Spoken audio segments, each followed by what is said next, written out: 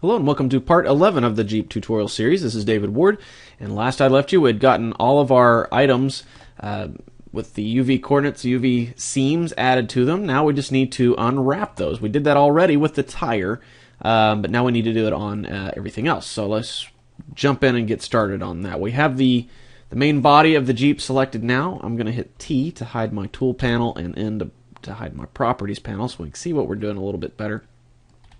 And if I tab into edit mode and select everything, if my calculations are correct, I added seams to everything. So now if I hit UV and unwrap, it should unwrap everything over here in the window. So it should look quite nice. I don't know how nice it actually looks, but you can get an idea of what each one of these things are kind of by looking at it. This looks like it's probably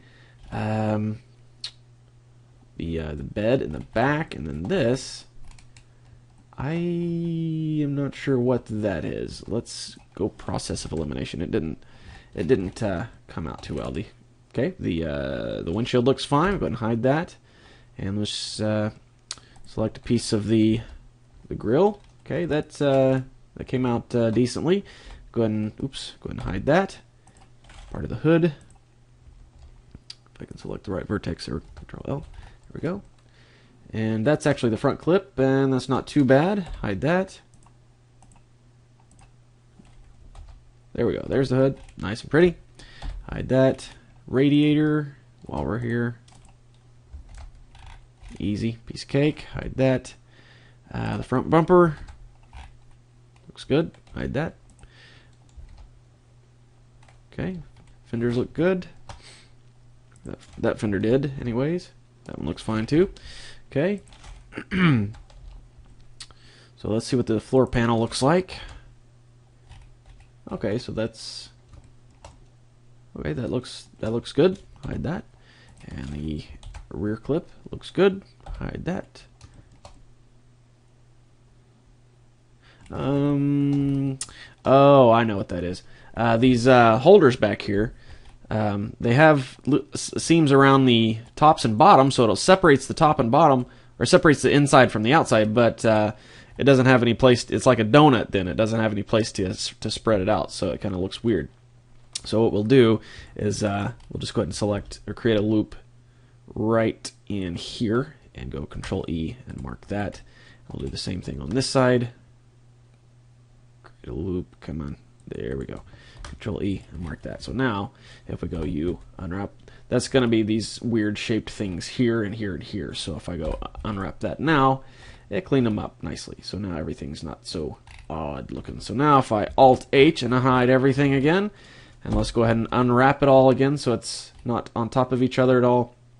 And I'm going to bring up my I guess it actually would be bring up your tool panel over here in this window, and you see the margin. That's the distance between each piece. If you want a little bit more elbow room in between each part there, you just increase the margin. And you can see it kind of shuffles them around and puts them on there a little more orderly. So that's, you don't have to get too much. So let's try 0.02, see what that looks like. It might be a little too far. 0.01 maybe. I think that's what it was in the beginning, wasn't it? Let's go with 0.02. That'll be fine. Okay. So that's good. Tab out. Grab one of the chairs. Select all that. Make sure that's going to be unwrapped nicely. Yeah, that'll work, I guess. And then, like I said, we're not going to worry about the steering wheel or the gear shifts. We already did the tires, so we're good to go. Well, the gas can, I guess. Let's tab in here just make sure. Unwrap. Okay, so that's easy. Okay, so now there's a little plug-in that I would like to use to create these materials, textures, and it's called the Texture Layers. So I'm going to go to File, User Preferences, and then go to my Add-ons tab if you're not there already. And if we go down here to Paint, and scroll back up over here, you can see Texture Paint Layer Manager. So we're going to go ahead and turn that on. And we'll go ahead and close this out here. And now if we come over to our Materials tab and just go ahead and start a new material, let's call this one Jeep Body. Okay. And now if I go to Texture Paint mode and I bring up my properties panel, if you scroll all the way down to the bottom, you'll see some new options that came up here. And you have paint layers. So you got a color one, a bump one, specular, specular color, specular hardness, alpha, translucency, emission, diffuse, and ambient. Now, I'm only going to use a few of these. First off being the color. So when you add color, it automatically starts a new texture map over here. So if I tab in here and see, if I select all this, we have that color tab selected. If I tab back out into paint mode, texture paint mode, they got too many options over here. Let's collapse some of those. Alright, so we're in the plain color. So that if I tab in here to select that layout, you can see it already started a new image over here. And it also added it to our Jeep body material right here automatically. So that's nice. And you can rename it here if you like. Let's go ahead and redo that. Name that Jeep underscore texture. Okay, and it renames it across the board, except for over here. I don't think it renames the actual image. But anyways, so if we start painting, the way we do that, we select the color we want, that olive drab, about like so. And I'm going to set the strength, that's the opacity essentially of the map, of the brush. Set that all the way to 1.0, and just click and drag, and it'll paint across there. And you can see it automatically paints that onto this map over here. So I want to kind of just give that the whole Jeep this color. So I'm going to turn on some options here. Grab my options tab there. Come down here under project paint. I'm going to turn off these three guys right here. And what that's going to allow me to do is just when I click and drag, as you noticed before, it only painted on what we just swiped across, what we could see. But since I turned off these options and I just painted across there, it went ahead and painted all the way through that. Everything under the cursor on that piece of model, it went ahead and painted it that color. So that can save you a little bit of time if everything's going to be roughly the same color, or roughly the same base color, like this Jeep, for example. So we paint that in there like so. Get that all nice and olive drabby, if that's a word. And then we can turn those back on if we like, and we can start adding some more kind of not necessarily details, but just different colored portions. So I'm going to darken this up, maybe a tiny bit more of a brownish tone. And I'm going to come in here, and I'm going to just go to our side view. Let's kind of, just up here in the wheel well, I'm going to go ahead and paint some of that a little darker. But I'd like it to not have such a harsh edge. So two ways we can change this. Change the strength down for one, and you can just kind of brush, just kind of paint it in there, just like in Photoshop. Or we can undo that. We can scroll down here to the stroke, or the curve, right here, the curve. So you click on that, and that's basically what the brush tip looks like. Right now, it's touching hard up here at the top, and then it gradually has some fall off. So it's got a nice soft edge to it. But if I want it to be even softer, I can select this preset right here, and it'll be like a fine tip pin that's got fall off. So you can see it works a little better. So I'm just going to come in here, kind of do a combination of the two, the subdued paint tone, or the paint strength, and then also the little bit more subdued, or the smaller fall off, or larger fall off, I guess. So we're just going to come in here and paint. Now, the problem with having those options turned on like this is it looks fine from this window, but if I move my mouse, you can see it's acting like a stencil. So it's not really painting the way I want. So I typically like to just leave those off and then kind of just paint. Look at our side view, and then just kind of paint, and it'll paint it all the way across there, and then also paint it on the other side. So if I go to the other side, you can see it's already painted on that side too. So that can save you a little bit of time sometimes. So I'm going to get in here, and let's go back to our tool settings, make the radius of the brush a little smaller, and I'm kind of just going to come down here in all the nooks and crannies and just kind of darken that up, because this, this guy's seen a lot of mud, a lot of dirt. He's got a lot of stuff trapped in his different areas. Now, one other thing that we can make use of when we're painting, say we don't want to accidentally paint on the back. Say I want to get here and paint on the grill in between each slat there, but it's also painting all the way through there onto the back, and we don't want that, because it just doesn't look good back there. So let's undo all that. And we can use an option, it's basically like a mask. We tab into edit mode, and we select, I only want to paint on the grill. So I'm going to select part of the grill, Control L. Okay, so that's selected now. And if I tab back out of edit mode, back into texture paint mode, I can select this little box guy right here. It's got a little red and white checkerboard on one side. It says face selection masking for painting. So it's only going to paint on what's selected. So I just turn that on, and you can see it's on because it highlights what is selected in this example. It is the grill. So if I go to our front view, maybe make my brush a tiny bit bigger. I can come in here, maybe not that big. And just swipe through here, so around each one of those dividers there.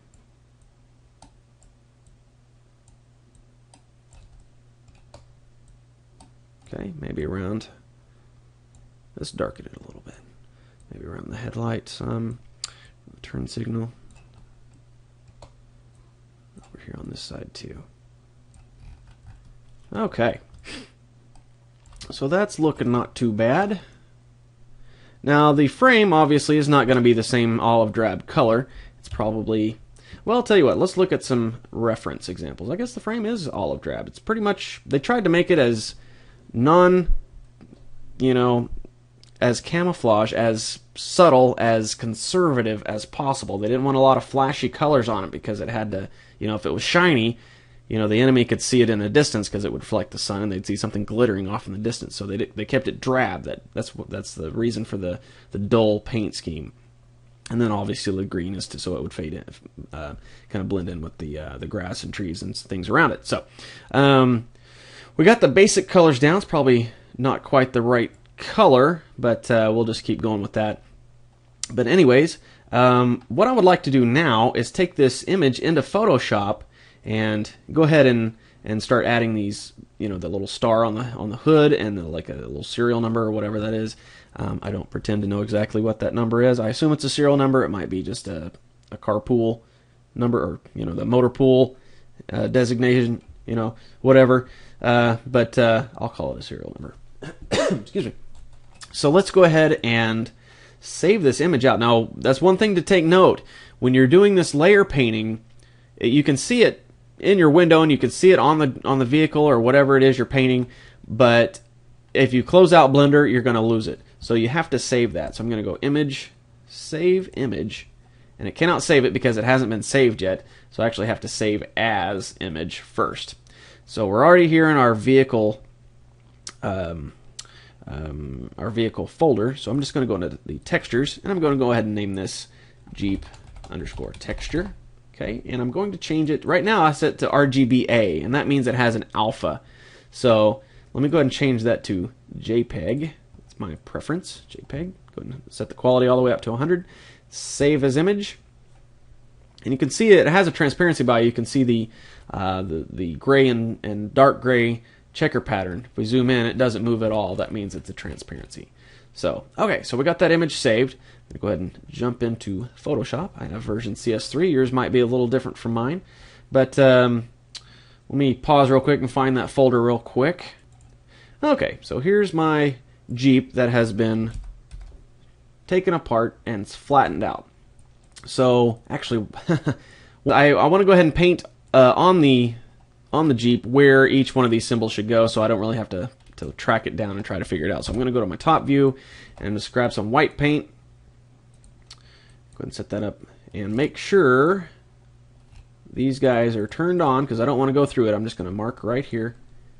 Actually, it's still painting on only what's selected, which is the grill, so we'll go ahead and turn that off. Excuse me, turn that off. Go ahead and put the star right there. Good. Kind of just get an idea of which direction it should face and all that. There we go.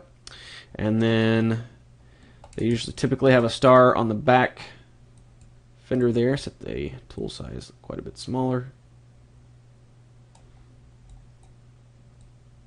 There we go. So we'll set this. Okay. And then on the other side as well.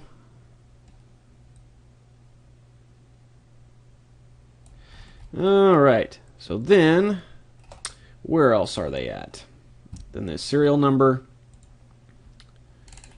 we'll say 1, 2, 3, 4. Okay, just to mark that on there and then see what direction it should be going. Then we'll just do the same thing on this side. 1, 2, 3, 4. And then what else do we need? Probably something on the bumper. We'll just put one on the, like on this guy, we'll just go on the front left of the bumper. So we'll say 1, 2, 3, 4. And then some of them had something up here, but this one doesn't, so I'm not going to either. Okay, so that's good to go. We'll go ahead and save this image again. Save image. And now we can jump back into Photoshop and say, well, if we just do something out here, just to mark on it, if I just grab a brush and say blah, blah, blah, I could say revert, and it'll reload the texture map into Photoshop here, and we can just go ahead and jump in here and start cleaning it up with the actual what we want it to have on it. So I'm going to grab my shapes, go to Custom Shape Tool, and expand this out. There should be a star in here somewhere. Yes, there we go. It's kind of a rounded star, so I'm just going to create it in here, and grab my pen tool. Actually, the what is it called? The direct selection tool. And we're just going to grab each one of these points here in the middle, and go Control T, and just scale those down until it's a nice sharper star, about like so. Good to go. Turn that to white. Actually, I guess I got to do it over here. There we go. Okay, so now we'll scale it down. Control T, the whole thing. Move it into point and kind of rotate it so it's on there where it should be. Probably about right there. Good. And now I can grab the background and scale my window a little smaller here. Let's grab just that paint tone. So we'll get the eyedropper, click and drag that. Get the paintbrush and just find a default basic brush. Okay. Let's say 32 and set the hardness down a little bit. Okay, so now I'll just go ahead and set the opacity all the way up. There we go. Just paint that one that we painted in Blender. Just go ahead and paint it out. Okay, so for the number, what does it have on this example here? We got 176073. I'll just use that one. So I'm going to go, what was it? 176073. All right, now I was playing with this already, so I have the stencil font loaded up, so I'll just go ahead and use that. If you don't have a stencil font, the typical impact font, I find, looks pretty decent. So, but I'm going to use the stencil. There we go. Okay, so we'll just make that a little smaller. It's maybe 30. That's probably too big. Let's go 24. And that'll probably work. Go ahead and rotate that around. Put it into place there. Okay. Then we'll duplicate that to the other side. There we go. Then go ahead and clean the green up again. There we go. And there we go. Going to clean that up. That looked, it's probably not, doesn't matter right there, but I just wanted to do it, make it a little prettier. Okay, so where's that other guy? Where's that bumper? There it is. All right. So what does the bumper say on the image there? WSL524. Again, I have no idea what that means, but we'll just go ahead and add it on there. Just looked like it had a black border around it, so we'll just add that. Like so. And what was it? WSL524. Click in here. Oops. I'm going to click too close to that. It'll make that a text box. Don't want that. WSL524. Is that right? My short-term memory is awful. Yes. Okay. Okay, and then we'll scale it down.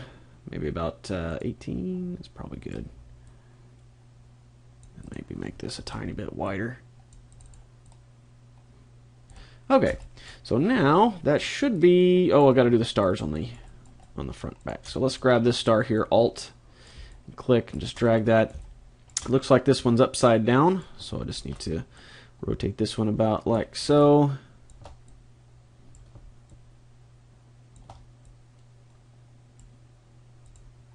Is that about right? If I move it out of the way. There we go. Yeah, that's probably fine. Maybe a little smaller. Okay. And then we'll duplicate that over to this side. Rotate it. So, there we go. And then go ahead and paint over the placeholders. And I think that's all set. Okay, so I'm going to go layer, flatten image. And then I'll go ahead and save that. Okay. Go ahead and minimize. And now what we can do is just go to image, reload image. It'll reload all that stuff that we added to it. Good to go. Look at that. Look at how pretty that is. Okay. So, yeah, good to go. That's okay. So we got 20 minutes in. That's going to be good for the body of the Jeep.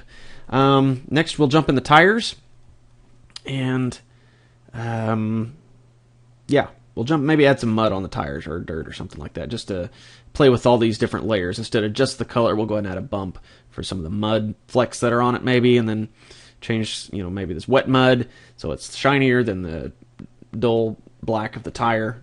So, anyways. That's going to be it. Go ahead and make sure your image is saved.